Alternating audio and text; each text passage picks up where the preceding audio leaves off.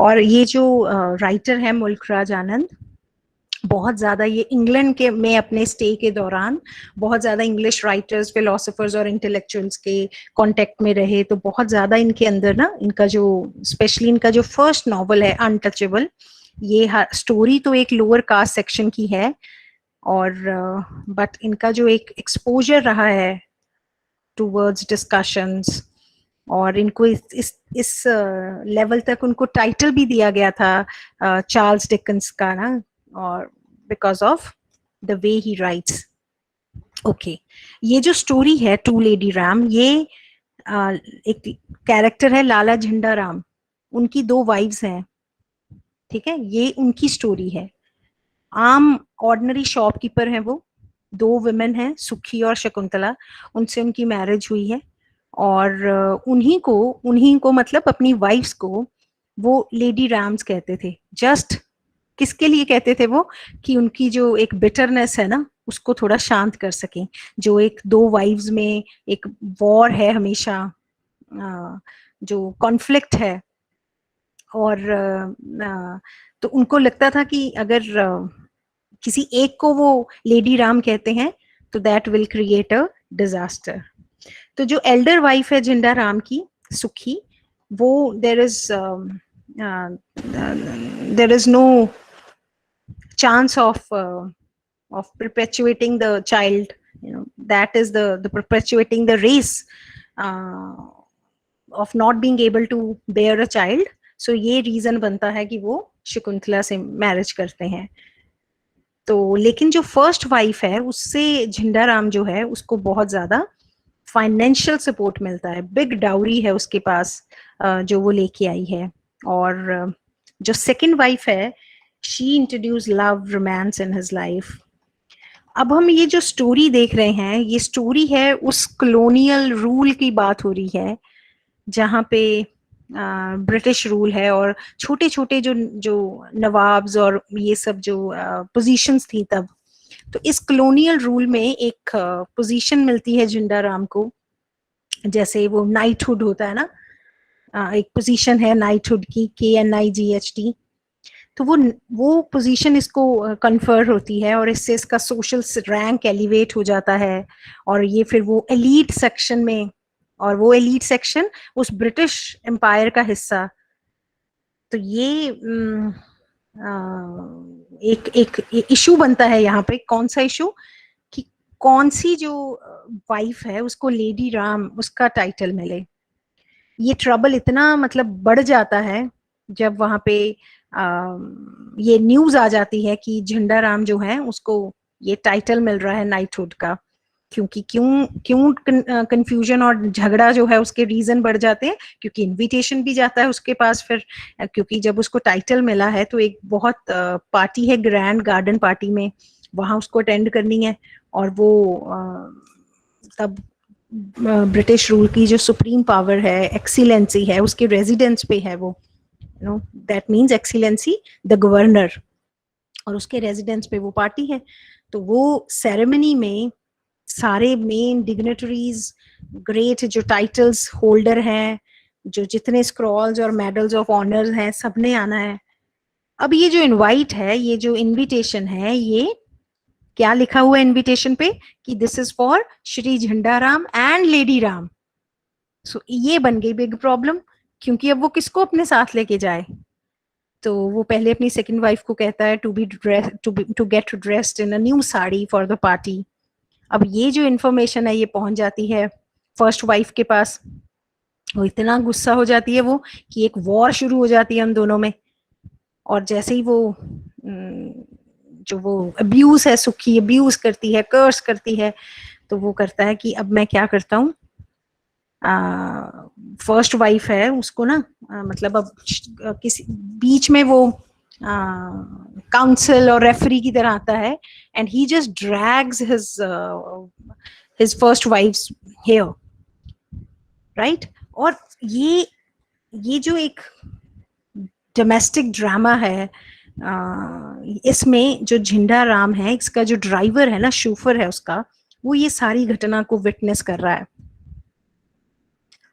और तो जब वो ये दोनों वाइफ्स हैं ये डिसाइड कर लेती हैं, मतलब ये दिस इज शोन कि कैसे एक जो नॉर्मल फैमिली में जो झगड़े हैं और कैसे वो फिजिकल अब्यूज का हिस्सा बनती हैं और फिर वो नॉर्मल हो जाता है हिस्सा। तो दोनों जो वाइफ्स है ना वो बहुत ही ग्लोइंग और फ्लैशिंग साड़ीज में तैयार हो गई हैं और वो ड्रेसिंग अप रिचुअल हो गया है और वो कोई भी जो है उसमें nobody is ready out of the two. तो जो झंडा राम है वो उसको कहाँ जाना पड़ रहा है गवर्नमेंट हाउस में दोनों वाइफ्स के साथ। तो ये जो अराइवल है इन टू लेडी रैम्स का इंस्टेड ऑफ, क्योंकि invitation was for lady RAM तो उसकी जगह दो आते हैं, ये बड़ा एक मैटर ऑफ डिस्कशन बन जाता है जब वो रिसीव किए जाते हैं गवर्नमेंट हाउस में। उनका जो गवर्नर का नाम एक्सीलेंसी और हर एक्सीलेंसी करके ड्रेस किया जाता है, his excellency and her excellency. तो जो गवर्नर की वाइफ है और जो गवर्नर खुद हैं वो झंडा राम को ये नाइटहुड कन्फर करते हैं और उसको कहते हैं कि ये तो स्टार है, star of the knight commander of the Indian empire. तो ये जो स्टोरी है, जो ह्यूमर जो ये सब लेके आए, ये स्टोरी जब एंड होती है ये उस नोट पे एंड होती है जहाँ पे मतलब सर झंडा जो है झंडा राम के पास टू लेडी रैम्स कन्फर, साथ साथ उसके पास टू लेडी रैम्स का भी जो ऑनर है वो कन्फर हो जाता है and both of the wives are also as equally happy as Jhanda Ram. Okay, तो ये it's a very short kind of summary that I have narrated right now. अब हमने जो एलिमेंट्स देखने इसमें वो कौन से हैं? स्टोरी जो कि फुल ऑफ ह्यूमर है, ह्यूमरस स्टोरी है। क्या ह्यूमरस स्टोरी किसके बारे में है कि कैसे जो रिच इंडियन मैरिड वुमेन होती हैं ना वो भी कई बार बहुत स्ट्रेंज और ऑकवर्ड सिचुएशन में आ जाती हैं, क्योंकि हमने देखा कि इनमें डिफरेंस ऑफ एज है लेकिन दोनों ही ब्यूटीफुल हैं। और एक रिलेशनशिप ऐसा है कि both of them don't like the company of being in with one another. उनके जो सर्वेंट है ना वो भी एक ऑपोजिट ग्रुप्स, क्योंकि ये जो दोनों वुमेन हैं, दोनों वाइव्स हैं झंडा राम की, इनमें एक स्ट्रगल चल रही है। किस चीज की स्ट्रगल चल रही है? They want to master their husband lord Ram in everyday life. और both ladies being wife they love Ram the most.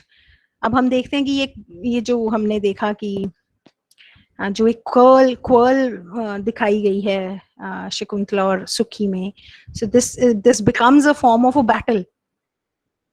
और वो फिर कहता है कि ठीक है, I am going to take both of you. तो एक ऐसी सिचुएशन है ये जब वो उस पार्टी में जो एक्सीलेंस, हर एक्सीलेंस और we can say queen's party है वो, जहाँ पे उसको वो एक अवार्ड मिल रहा है उस ब्रिटिश एम्पायर की तरफ से, और वो बहुत खुश है, प्राउड है कि मेरे को जो है एक क्वीन अवार्ड जो एक सेरेमनी है उसमें मेरे को एक पार्ट मिल रहा है ना, मेरे को एक पोजीशन मिल रही है। सो व्हाट वी सी कि स्टोरी के एंड में ही takes both of his wifes, और फिर ऐसा होता है कि वो उसके बाद एक डिसीजन ही ले लेता है कि हमेशा हर जगह both the wives accompany him to the parties, horse races, cricket matches and so on। तो एक अम्यूजमेंट भी है, वो पार्ट ऑफ अम्यूजमेंट भी बन जाता है लोगों के लिए, है ना, क्योंकि वो उस ऑकवर्ड सिचुएशन को तो सब देखते हैं ना कि क्वीन के सामने जो लॉर्ड राम है वो कैसे वो फन और ह्यूमर के साथ दिखाया है उन्होंने।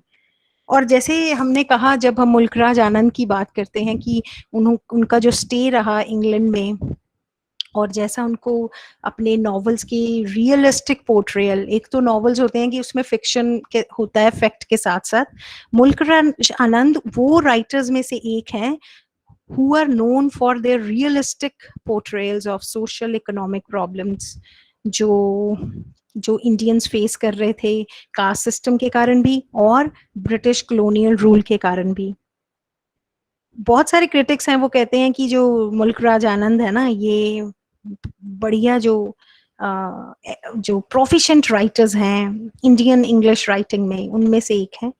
टू लेडी रैम्स उनका एक ऐसी स्टोरी है जहां पे वो एक विटी नैरेटिव हमारे सामने रख रहे हैं। कौन सा विटी नैरेटिव है?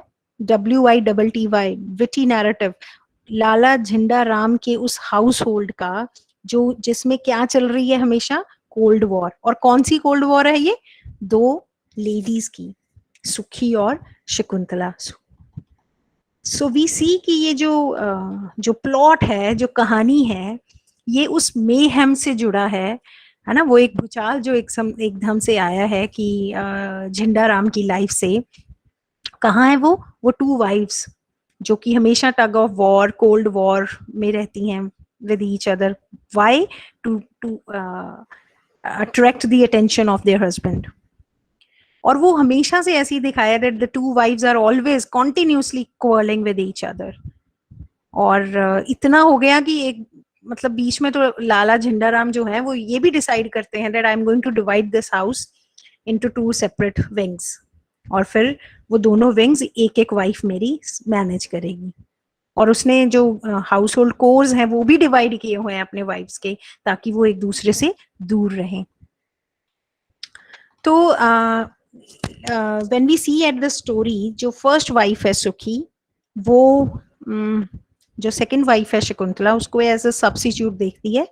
क्योंकि अब हमने देखा कि Sukhi is a barren woman, not able, not in a position to bear a child.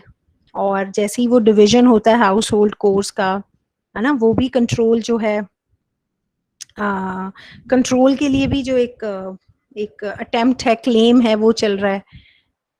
और ये एक पोजेशन की तरह बहुत सारे इसमें भी हम एस्पेक्ट्स देख सकते हैं कि जो झंडा राम है, as a husband he was regularly pulled with this responsibility of giving equal attention to both the wives.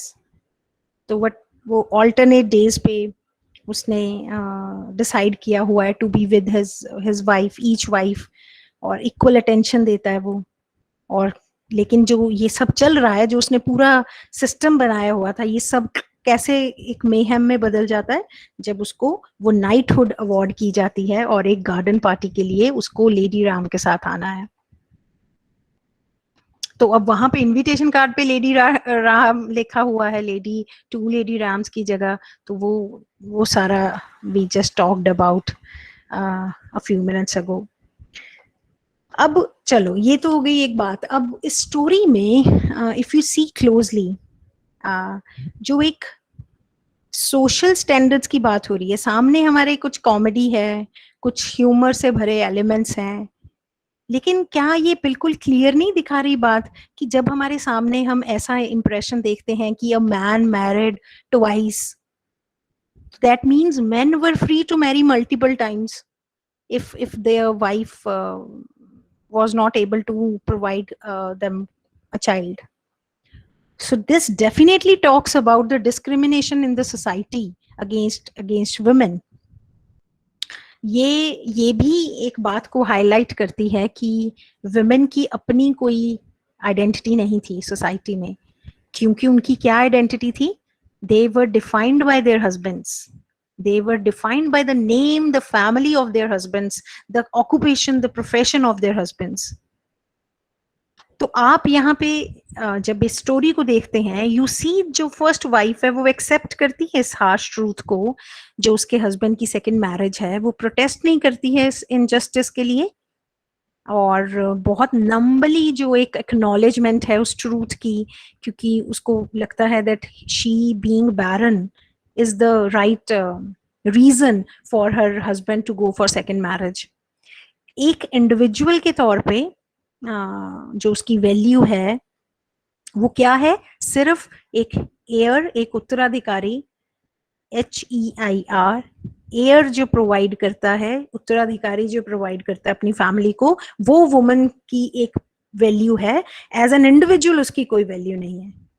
तो ये स्टोरी पोर्ट्रे करती है उस डबल स्टैंडर्ड को जो इंडियन सोसाइटी में एग्जिस्ट करते थे, जहां पे विमेन अपने स्पाउस, अपने पार्टनर के अकॉर्डिंग डिफाइन की जाती थी। So there is this constant struggle also, ये दोनों वाइफ्स की जो अपने हस्बैंड के अटेंशन को गेन करना चाहती हैं।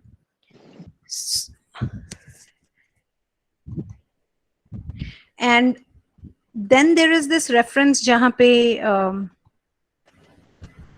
जो स्टोरी है that talks about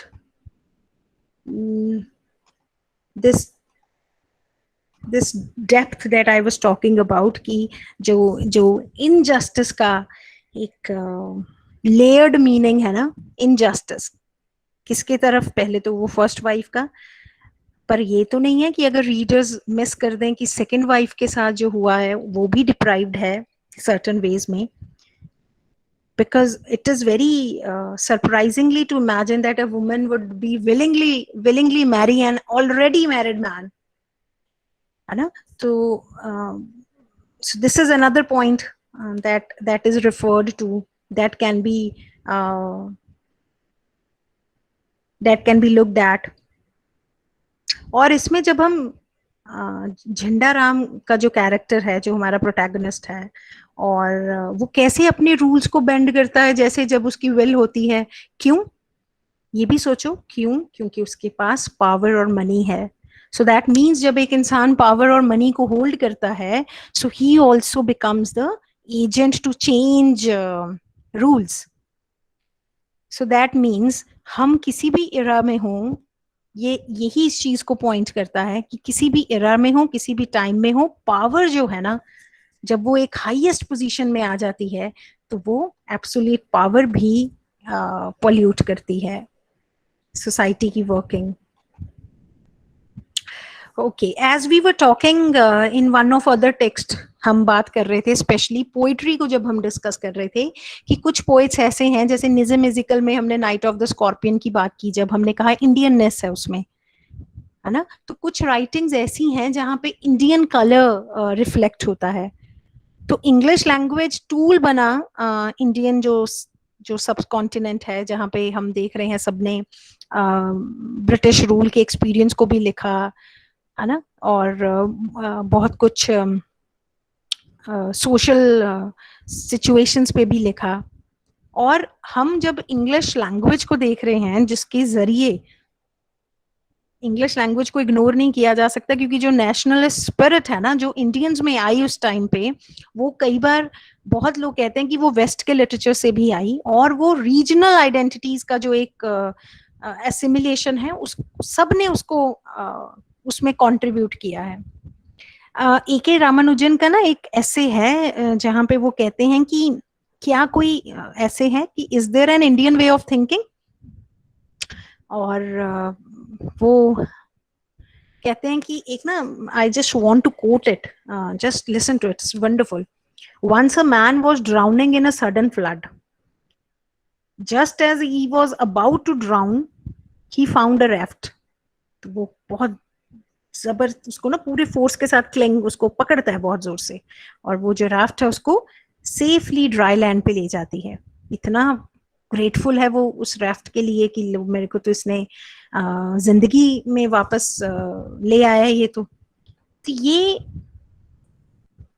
Ramanujan coat करते हैं कि जो हम इंग्लिश राइटिंग की बात करते हैं ना, इंग्लिश राइटिंग ने रेस्क्यू किया है इंडियन सिविलाइजेशन को 47 की पार्टीशन के बाद. और जैसे ही हमने वो एक जो voice of new formed nation है ना, उसका भी रिफ्लेक्शन बना है इंग्लिश लैंग्वेज से. क्योंकि जितनी राइटिंग्स हैं जो इंग्लिश में है, जो जो जो जो शॉर्ट स्टोरी होती है ना, आपको पता हो बच्चे, एक समाज का हिस्सा होता है जिसको कहते हैं इंटेलिजेंशिया, इंटेलिजेंट उसके बाद SIA. ये वो हिस्सा है समाज का जो बहुत ही बुद्धि इंटेलेक्चुअल लोग हैं, और मुल्क राज आनंद उनका एक हिस्सा है. आज के राइटर्स अमिताभ घोष, सलमान रश्दी, तो ये सब राइटर्स जो हैं इतना कुछ कह पाए, इतना कुछ होल्ड कर पाए, और मिल पाया इनको ना, they could receive so much from world. It is all because of English language. तो ये जो पैरेबल उन्होंने सुनाई ना A.K. रामानुजन ने, वो इंसान की जिसको जैसे हम कहते हैं डूबते को सहारा मिला. So this language became a kind of helping, a rescue for the writers. क्योंकि जब हम शॉर्ट स्टोरी की बात करते हैं, ये एक ऐसी आर्ट है जो कि इंडियन ओरिजिन में तो देखो हमने देखी है, story writing is the part of our culture, our tradition, क्योंकि हमारे पास वैदिक टेक्स्ट हैं, पुराण्स हैं, महाभारत जैसे एपिक्स हैं। लेकिन अगर आप देखो ध्यान से कि जो शॉर्ट स्टोरी है, specially Indian short story, English Indian short story तो कहां पे आई है हमारे पास? वेस्टर्न इन्फ्लुएंस से। इंग्लिश बोरोड हुई कहां पे? इंडियन कॉन्टेक्स्ट में। ये ए के रामानुजन का पॉइंट है, जहां पे वो कहते हैं कि इंग्लिश को ना एग्जिस्टेंस ऐसे नहीं मिली, वो बनी तो एलियन लैंग्वेज, लेकिन उसको इंडियन बना दिया गया। English language was made more Indian. कहां से बन गई वो? क्योंकि इश्यूज ऐसे थे, इंडियंस के इश्यूज ऐसे थे कि जब आपको अब आप हिंदी में लिखेंगे, रीजनल लैंग्वेजेस में लिखेंगे, तो वो वेस्ट तक नहीं ना जा पाएंगे, तो आपको इंग्लिश तो अडॉप्ट करनी ही पड़ेगी। तो ये एक एक्सप्रेशन बना इंग्लिश लैंग्वेज उन इंडियन कॉमन पीपल का, जो कि क्या चाहते थे कि उनको भी यूनिवर्सली मीडियम मिले, उनको भी यूनिवर्सली पढ़ा जा सके। तो ये जो कलरफुल इंडियनिज्म है ना, ये जो लैंग्वेज में है, जिसको डिक्शन, लैंग्वेज, ईडियम, इमेजरी, ये मुल्क राज आनंद की राइटिंग्स में बहुत है।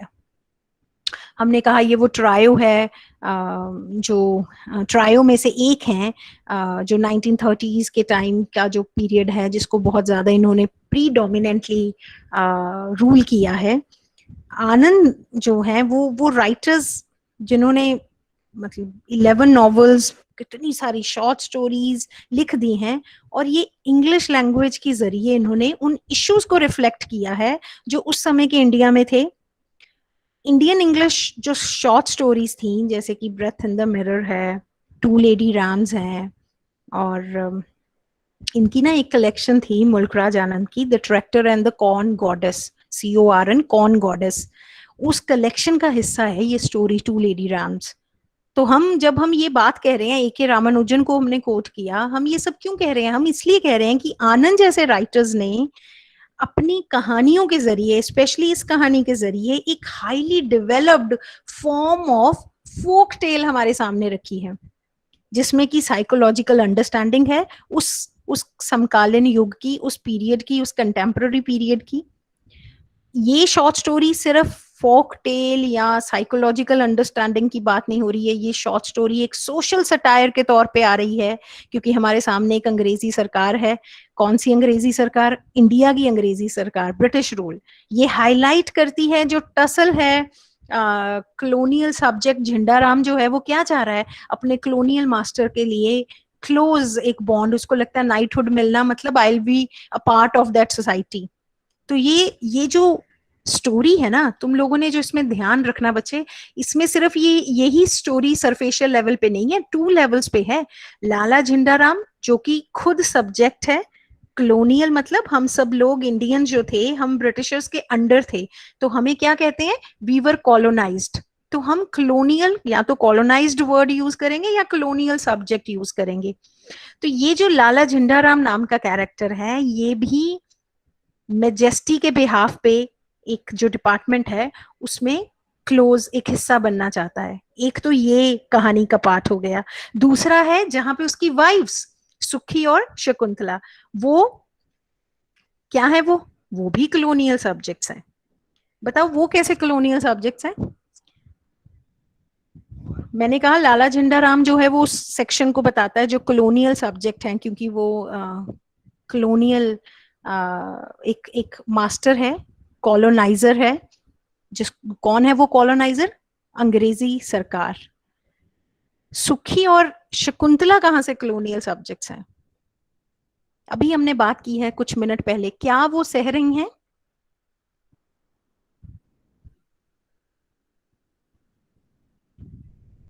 वो सह रही हैं बच्चों, वो सह रही हैं पेट्रियार्कल सोसाइटी के अंदर, जो उनका उनका कंट्रोल है ना, वो उसके अंडर है। कौन है उनका पेट्रियार्कल सोसाइटी का एजेंट? लाला झंडाराम।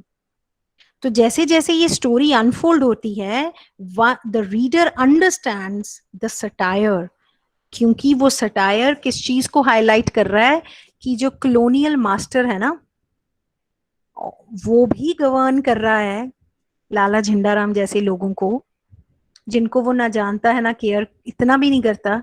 और आगे चल के जो कॉलोनियल सर्वेंट है वो खुद मास्टर बना हुआ है, जैसे झंडाराम जो है वो खुद डिसाइड करता है the fate of his wives.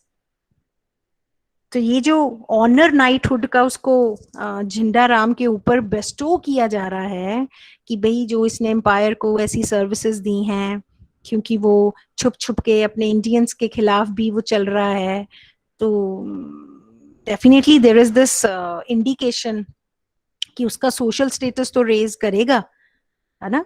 लेकिन जो जो ब्रिटिश स्टेट है वो तो कंप्लीटली नेग्लिजेंट है ना ऐसे ऐसे कॉलोनाइज्ड पीपल के लिए।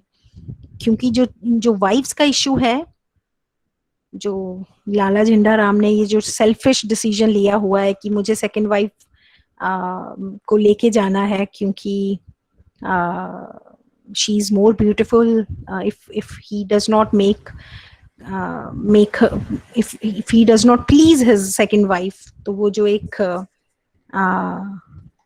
सोर्स ऑफ एंटरटेनमेंट है उसकी लाइफ का वो खत्म हो जाएगा। So we see here the lack of regard और रिस्पेक्ट टुवर्ड्स वाइफ, जो कि उसके लिए क्या है, सिर्फ objects of the household. और जो हम उधर द गाइड नॉवल में भी देख रहे थे वो थीम इधर भी है, मॉडर्निटी एक तरफ, फेडिंग ट्रेडिशंस एक तरफ। क्योंकि झंडाराम बहुत खुश है इंग्लिश स्टाइल लिविंग रूम में, है ना, बड़ा जो एक पार्टी है, एक बहुत बड़ा मेंशन है, और उसको कोई इस बात का कोई रीजन पे करने की जरूरत नहीं है कि उसने 2 मैरिजेस की हैं। There is this Hindu law, उसके अकॉर्डिंग भी उसको कुछ नहीं है, क्योंकि वो तो लाइव वाइफ्स को यहाँ तक भी डिमांड करता है कि they should be dressed in traditional sari, है ना। तो सब कुछ माफ है, जैसे सब कुछ उसी के होल्ड, उसी के कंट्रोल में है, जैसे even the freedom to dress up is not given to the wives. I think it's enough for today's class. We'll continue in tomorrow's lecture.